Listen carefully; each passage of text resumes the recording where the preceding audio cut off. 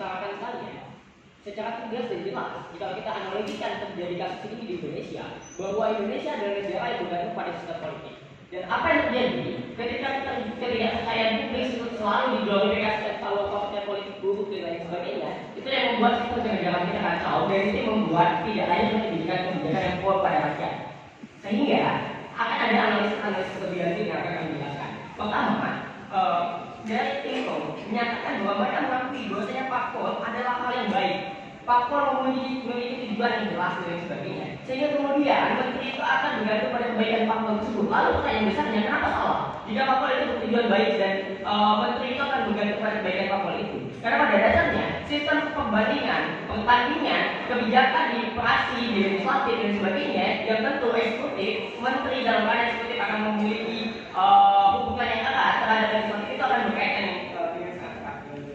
Selanjutnya, mereka menyampaikan bahwa ketika menteri itu bergantung pada dirjen dan lain sebagainya, kami sampaikan tidak mungkin logikanya juga presiden menunjuk menteri yang memang tidak kapabel dan sebagainya. Kami tidak sekali menyatakan bahwa kami tidak sepakat dengan menteri yang ahli atau menteri yang paham. No, tapi kami menyala pada menteri yang ahli atau menteri yang memang paham dengan kebijakan, kepemimpinan dan memutuskan satu hal yang di dalam kadernya adalah pada lingkaran politis, itu akan memberikan kebijakan, memberikan dukungan yang sangat tegas dan jelas atas perancangan-perancangan bersama para ahli dan dirjen.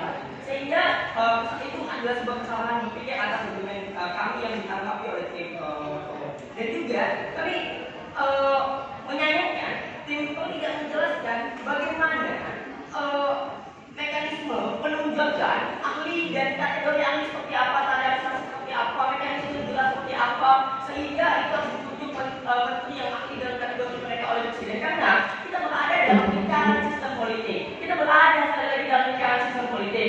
Kegagaman kita, ketidaktahuan kita dalam bagaimana pendewasaan politik dan sebagainya itu akan menjadi bumerang yang sangat jelas dan akan menghancurkan. Karena kenapa? Bisa saja presiden itu meresapel ketika mereka tidak bisa menegakkan bagaimana pendewasaan politik, bagaimana menyetarakan antara kepentingan politik dan kepentingan pendidikan. Sekarang kita bukan bicara soal menyampingkan kepentingan fakta, no, tapi bagaimana mendukung kepentingan fakta politik, mendukung kepentingan pendidikan menjadi satu. Buahnya adalah kesejahteraan, buahnya adalah kehebatan, buahnya adalah pencerdasan pada bangsa Indonesia. Jadi tidak sekali ada argumentasi jelas bahwa kita harus aktif pada politik dengan dari beberapa hal. Kenapa? Menteri Pendidikan yang berafiliasi parpol itu akan baik dan tidak ada masalah. Yang pertama, dari sistem Indonesia dilingkari oleh sistem politik yang akan menguatkan mereka untuk menentukan kebijakan. Yang kedua, kita ingat sinergi parpol dalam hal legislatif dan juga sinergi parpol bersama menteri itu akan sangat membantu. Contohnya, setiap parpol pasti memiliki keterwakilan di setiap daerah.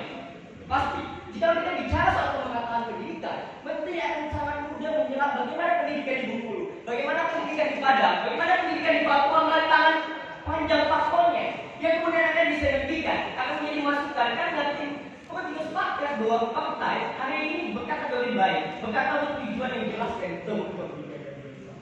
Selanjutnya, kami juga ingin menyampaikan bahwa penunjukan ahli tadi dalam secara tegas menyatakan adalah keuntungan kita ahli itu memang juga paham akan politik ini, karena lingkaran sistem kita berada dalam dunia politik dan kebijakannya akan sangat politik sekali. Lalu kami juga akan menjelaskan bagaimana pengurusan kebijakan itu disetujui oleh fraksi, disetujui oleh banyak pihak, disetujui kementerian lain, dan yang rancangan biasanya APBN 20% di pendidikan misalkan itu harus disetujui oleh DPR. Kalau DPR itu mengangkatnya dalam partai politik, sedang keilmuan partai politik suatu waktunya tidak ada, bagaimana yang diminta? Bisa saja dicempakkan. Karena tidak mampu melihat kepentingan partai yang diseimbangkan dengan kepentingan juga pendidikan.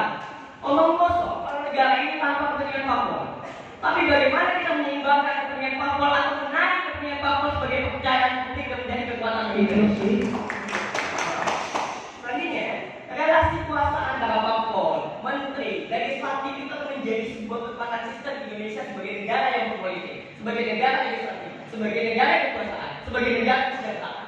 Itu harus diakui sebagai kolaborasi yang efektif. Jangan kita anti politik sedangkan kita masuk dalam sistem politik. Itu yang harus diingat oleh kita semua. Selanjutnya, pembangunan kesadaran bahwa ya, kita masuk dalam sebuah sistem sedangkan kita tidak punya pendidikan politik, kita tidak punya B dan lain sebagainya. Salah satu contoh konkret yang bisa kami berikan, misalnya ada seorang menteri yang tidak punya afiliasi partai politik, tidak punya penjelasan partai politik, tidak punya pendidikan partai politik, dan dia hanya mementingkan kajian draft yang didukung dengan banyak hal misalkan, dengan kondisi yang dia harapkan. Dan dia harus bertarung membawa gagasan itu ke parlemen, yang isinya adalah fraksi. Dia tidak paham fraksi A kepentingannya apa, fraksi B kepentingannya apa, tapi ketika dia adalah kader, adalah afiliasi yang bertemu, dia pahami, oh fraksi A kepentingannya ini, saya minimalisir dengan ini, fraksi B kepentingan ini, saya minimalisir dengan ini. Bahkan itu ada di sini tidak menjadi satu tujuan yang nyata bagi perbaikan sistem politik, bagi perbaikan pendidikan suatu kementerian itu, dan bagi perbaikan dasar negara kita. Kalau hari ini juga dari argumentasi kami yang menyebutkan bahwa tidak apa-apa dan bahkan mendukung adanya menteri yang berafiliasi dengan partai politik, bahwa hari ini kepentingan parpol itu juga bisa kita batasi jika konotasi kepentingan parpol adalah negatif. Kepentingan parpol yang mengarah pada kepentingan menyendiri dan lain sebagainya. Kita juga punya arah pembangunan bangsa. Kita punya bagaimana konsep pembangunan rancangan pendidikan Indonesia. Jelas di konstitusi termasuk, dan kita bisa mengawal, memberikan masukan, bahkan menyampaikan penolakan secara tegas melalui intelektual kita membangun basis pendidikan yang sudah sangat terukur melalui keahlian kita dalam bidang pendidikan misalnya dan lain sebagainya. Lantas, sekarang siapa yang bertanggung jawab untuk memunculkan seorang ahli dalam pendidikan yang paham terhadap bagaimana menentukan kebijakan, terhadap bagaimana merumuskan, menggolkan suatu kebijakan?